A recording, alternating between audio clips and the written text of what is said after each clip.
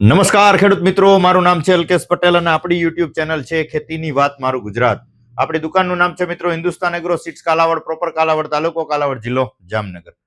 તારીખ થઈ છે આજે મિત્રો 29/1/2026. મિત્રો વાતાવરણમાં જોઈએ તો એક દિવસ વાદળ છાયું રહે છે, એક દિવસ ઝાકળ આવે છે. વાતાવરણની અસ્થિરતાના કારણે અત્યારે ખાસ કરીને જીરાના પાકની અંદરમાં સુકારાના પાછતરા જેને વાવેતર થયા છે અને સુકારાના પ્રશ્નો જોવા મળી રહ્યા છે. આગોતરા વાવેતર છે અને અત્યારે ચરમીનો એટેક વધારે પ્રમાણમાં જોવા મળી રહ્યો છે.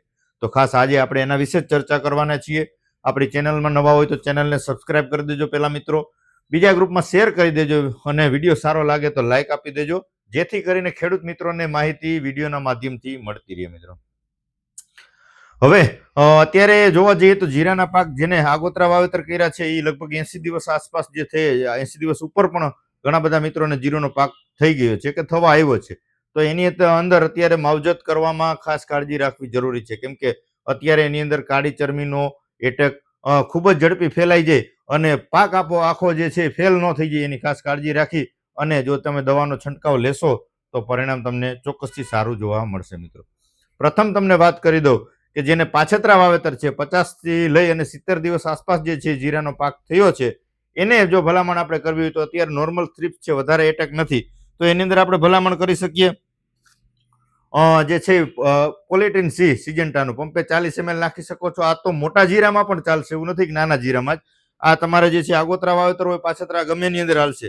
અથવા જે આવે છે હિટસેલ, બરાબર છે, સુમિટોમોનો હિટસેલ છે, સિજન્ટાનો પોલિટીન સી છે, આ નોર્મલ રાઉન્ડમાં તમે આનો ઉપયોગ કરી શકો છો. મોલીનો સાથે એટેક હોય તો તમારે આપી દેવાનું છે કોરોમંડલનો આવે છે ફેન્ડાલ, પંપે 40 ml તમે આપી શકો છો, અથવા ટોલફેન પાયરેટ સહારા ઇન્ટરનેશનલ કેમિકલનું આ પણ પંપે 40 ml આપે. ચૂસિયા પ્રકારની જીવાત, ચૂસિયો, થ્રિપ્સ, મોલો, આ બધામાં આનું તમને જે છે સારામાં સારું પરિણામ આના થકી જોવા મળશે મિત્રો. હવે વાત કરી દઈએ કે ફૂગનાશકનો છંટકાવ કરવો છે તો જેને પાછતરા જીરા છે એને તમે હળવો છંટકાવ કરી શકો છો. એની અંદર આપણે ભલામણ કરશું FMC નો આવે છે ટ્રોથ, સાયમોક્સોનિલ અને મેન્કોજેબ, પંપે 30 ગ્રામનો ડોઝ છે, પરિણામ સારું જોવા મળશે. ત્યાર પછી આપણે ભલામણ કરીએ કે UPL કંપનીનો આવે છે સાપ, કાર્બેન્ડાઝિમ અને મેન્કોજેબ છે, આ પણ જે છે પંપે 30 થી લઈને 35 ગ્રામ તમે પાછતરા જીરામાં આપી શકો છો મિત્રો. પછી આપણે નોર્મલ જે M45 ની ભલામણો કરતા હોય છે, M45 તો નાનું જીરું હોય કે મોટું જીરું હોય, તમે એક ફૂગનાશકથી અત્યારે રિઝલ્ટ મળે નહીં, સાથે કોઈ પણ ફૂગનાશક ઉમેરો કરી અને M45 સાથે રાખશો તો પરિણામ તમને સારું જોવા મળશે. તો આ છે કોરોમંડલનું જે છે માર્લેટ, આ પણ સારું પરિણામ આપે છે. UPL નું આવે છે, ઘણી બધી કંપનીમાં આવે છે, પણ સારી કંપનીનું લઈને ઉપયોગ કરશો તો ઉગાડવામાં સારું રહેશે અને પરિણામ સારું મળશે. નહીતર અત્યારે પ્રશ્ન એવા થાય છે, ઘણા બધા મિત્રોના ફોન આવે, ભાઈ M45 નથી છાંટવું, આપણે કહીએ શું કામ એને, એ ભાઈ ઉગડતું જ નથી, પંપ ચોટી જાય છે, મોટર જામી જાય છે. સારી કંપનીની વસ્તુ વાપરી છે તો આ પ્રશ્ન થશે જ નહીં. UPL વાપરી દો, ઇન્ડોફિલ વાપરી દો, સિજન્ટા વાપરી દો કે પછી કોરોમંડલ વાપરી દો, આમાંની જાણીતી કંપનીનો તમે જો ઉપયોગ કરશો તો આ પ્રશ્ન થશે જ નહીં. પછી તમે જેના નામ નથી સાંભળ્યા આવી કંપનીના ઉપયોગ કરીએ તો એમાં સમસ્યા થવાની જ છે. એટલે ખાસ કાળજી રાખવાની છે કે સારી વસ્તુનો ઉપયોગ કરો એટલે પરિણામ સારું જોવા મળશે. હવે વાત કરી દઈએ આપણે તો કે ચરમી માટે અત્યારે શું ભલામણ કરવી. જેને આગોતરા વાવેતર છે, 70 દિવસ ઉપરનો જેને છે પ્લોટ થઈ ગયો છે, તો એની અંદર શું ભલામણ કરવી. તો આપણે જે ભલામણ અગાઉ પણ વિડીયોના માધ્યમથી કરી છે, ફરી પાછી આજે આપણે રિપીટ ભલામણ કરશું મિત્રો, કે એની અંદર આપણે ભલામણ કરીએ તો કે FMC નું આવે છે ઓવેટ, FMC નું આવે છે ઓવેટ, બરાબર છે, પંપે 30 ગ્રામ, એટલે કે આની અંદર આવે છે ક્લોરોથાલોનિલ જે છે 75%, પંપે 30 ગ્રામ તમે આનો ઉપયોગ કરી અને પરિણામ મેળવી શકો છો. ત્યાર પછી આપણે ભલામણ કરીએ તો કે ગેલેલિયો આવે છે કોર્ટેવાનું, પંપે 16 ml નો ડોઝ છે, પણ એટેક આવી ગયો હોય તો તમે 20 ml આપી અને તમે એનું જે છે સારામાં સારું પરિણામ આનાથી પણ તમે મેળવી શકો છો મિત્રો. ત્યાર પછી આપણે ચરમીની અંદર ભલામણ કરીએ તો કે યુનિટી એગ્રી સાયન્સનો આવે છે પેપી, પ્રોપિકોનાઝોલ અને ડાયફેનાકોનાઝોલ, આની સાથે તમે M45 ઉમેરો કરશો તો પણ તમને ભૂકી છારો છે, ચરમી છે, રાખોડી છે, એની અંદર પણ તમને સારામાં સારું પરિણામ જોવા મળશે મિત્રો. ત્યાર પછી આપણે ભલામણ કરીએ તો PI નો આવે છે બાયરોક, પંપે 25 ml નો ડોઝ છે, આની અંદર એઝોસ્ટ્રોબિન અને ડાયફેનાકોનાઝોલ આવે છે, આનું પરિણામ પણ સારું. આની સાથે M45 નાખી દો, પંપે 25 થી 30 ગ્રામ, ખૂબ સારું પરિણામ તમને ભૂકી છારો, રાખોડી અને ચરમીમાં એડવાન્સમાં પણ સારું પરિણામ જોવા મળશે મિત્રો. ત્યાર પછી આપણે વાત કરીએ તો આવે છે સમર્થ, જે આવે છે કેડીએમ ક્રોપ કેરનું આવે છે, આની અંદર એઝોસ્ટ્રોબિન અને ક્લોરોથાલોનિલ આવે છે, ખૂબ સારું પરિણામ છે. આના આપણે રિઝલ્ટ લીધા છે. આ અને M45 તમે જે આપણે ભલામણ કરી UPL નું લ્યો કે કોઈ પણ સારી કંપનીનું, પંપે 30 ગ્રામ આ અને 30 ml આ કોમ્બિનેશન કરી દેશો એટલે આવી ગયેલી ચરમી રોકાઈ ગયેલી છે. ઘણા બધા મિત્રોને આપણે વપરાયો છે, ઓનલાઈન પણ મોકલીએ છીએ અને રૂબરૂ પણ જે મિત્રો લઈ ગયા છે અને આપણે આના રિઝલ્ટ પણ જોયા છે. તમારે 8મે દિવસે તમે જોઈન્ટ ચક્કર મારશો એટલે તમારે ચરમી જે છે તમારે જે જગ્યાએથી લાગી છે ત્યાંથી આગળ વધેલી નહીં હોય અથવા એડવાન્સ લાગી ગયું છે તો આની અંદર પરિણામ તમને સારા જોવા મળશે. ચરમી તમારે બેસવા દેશે નહીં. એઝોસ્ટ્રોબિન ક્લોરોથાલોનિલ વાળું કન્ટેન્ટ કોઈ પણ સારી કંપનીનું લઈ અને વાપરી શકાય છે મિત્રો. ત્યાર પછી આપણે ભલામણ કરીએ તો જે આવે છે આ ડાયકો, જે પારિજાત કંપનીનું આવે છે, આ પણ ખૂબ સારી પ્રોડક્ટ છે મિત્રો. જે આની આપણે ભલામણ કરીએ છીએ પારિજાતનું આવે છે ડાયકો. આની અંદર કન્ટેન્ટની વાત કરીએ આપણે તો ક્રિસાક્સોમિથાલ આવે છે 15% અને ક્લોરોથાલોનિલ આવે છે 56%. WG ફોર્મ્યુલેશનની અંદર મમરી ફોર્મ્યુલેશનમાં આવે છે બરાબર. પંપે આનો ડોઝ છે 30 ગ્રામ બરાબર છે. 30 ગ્રામથી તમે આપી દેશો એડવાન્સમાં તો સારામાં સારું પરિણામ તમને જોવા મળશે. એટેક તમારે આવી ગયો છે, કાળી ચરમી આવી ગઈ છે અને રોકાતી નથી, પંપે 35 ગ્રામ ઉમેરી દેવાનું છે અને 30 ગ્રામ સાથે મેન્કોજેબ આપી દેવાનું છે. તમારે ચરમી ત્યાંથી સીધી બ્રેક કરી દેશે. પણ લિમિટેડ જ્યારે અસર હશે તો પછી 50% તમારો જે છે પાકમાં ચરમી બેસી ગયો પછી આ દવાનો ઉપયોગ કરવા જાવ તો રિઝલ્ટ આવશે નહીં.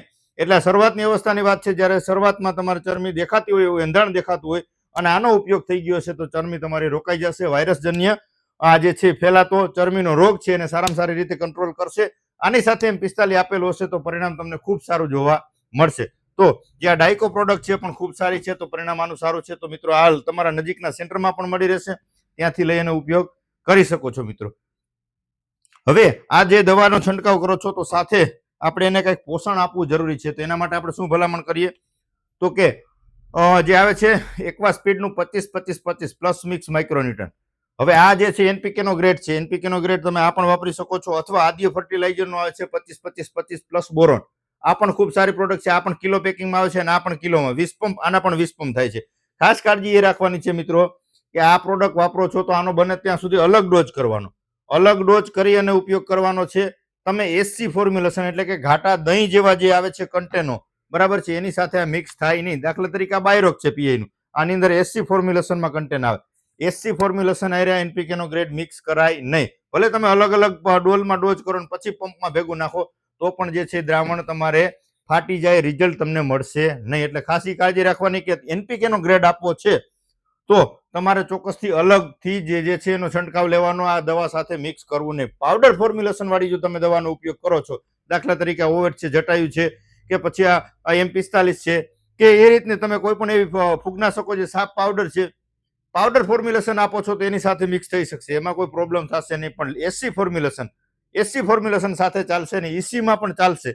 EC માં દાખલા તરીકે આપણે ભલામણ કરીએ તો જે સ્કોર આવે છે બરાબર છે, બેનબો આવે છે ગોદરેજનું, આ EC ફોર્મ્યુલેશનમાં આવે. આની હારે તમારે મિક્સ કરી શકાય. આ પેપીની આપણે ભલામણ કરી તો આ પણ જે છે EC ફોર્મ્યુલેશનમાં આવે છે, પ્રોપિકોનાઝોલ અને ડાયફેનાકોનાઝોલ. આની સાથે પણ તમે NPK મિક્સ કરી શકો છો.